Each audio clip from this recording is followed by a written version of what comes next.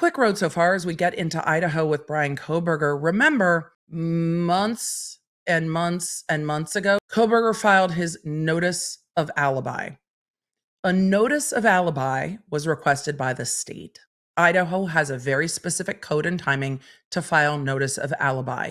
The law and the code in Idaho requires that if the defendant is going to use an alibi defense, they have to notice the prosecution of the times, places, witnesses who are going to support that alibi defense.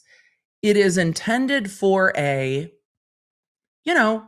so-and-so was over at my house and we were watching a movie. Or I, at that time, was at a restaurant and this is the restaurant I was at. This is the location. These are the people that I was with. It is intended for who are the witnesses other than the defendant who are going to support your alibi defense that you were doing something else somewhere else at the time. Who are the witnesses and what is the evidence? Because the state needs notice to investigate those witnesses. So there is timing in all of this with an alibi defense. At that time, the defense said, Mr. Kohberger likes to go driving late at night. And all of us went, no, it's not an alibi defense. That's just you saying stuff. That's not an alibi that's going to be supported in court. What's he going to do? Bryan Kohberger is going to testify and be like, I was driving. No, they're going to cross-examine whoever the expert is to talk about where the vehicle was going to say, well, could he have been driving elsewhere? So that was the previous alibi, and the state filed and said, that's not an alibi.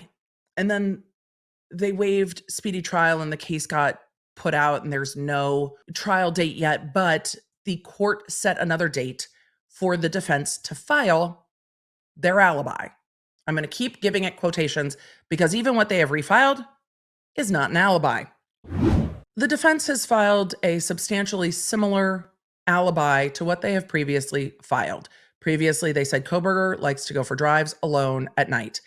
They have added to that alibi saying that not only does he like to drive at night, he likes to go stargaze and look at the stars and the moon, that there are photos on his phone of the night sky in the late evenings and early mornings around this area in Idaho and Washington, including in November. It does not say on the night of the murders in November that there are photos. It does say that he was out driving in the early morning hours of November 13th, as he often did. And he did drive through the area of South Pullman, Washington, west of Moscow, including the park that he was at, Wawa Park. They said that the partial corroboration of that will be a cell phone expert who will say that Bryan's phone did not travel east on Moscow Pullman Highway in the early morning hours of November 13th and could not be the vehicle captured on video by Floyd's cannabis shop on the Moscow Pullman Highway. So they are saying the car caught on video can't be Kohberger's car because his phone did not travel. We will see how the experts handle that. There will be lots of cell phone expert testimony in this case. It will be interesting to see how it plays out when this case eventually goes to trial, but they are saying that he was out driving at night, but not in the area of the murder, and that cell phone data will support that. We will see. For deep dives into the stories that I covered here, you can find them on my YouTube channel at The Emily D. Baker and The Emily Show podcast. I stream every Tuesday and Thursday. The podcast goes live on Wednesdays. And if you want to stay in the loop with everything I'm doing, receive the fastest notifications out there, and get more Law Nerd community, join me at lawnerdapp.com, our free app for iOS and Android.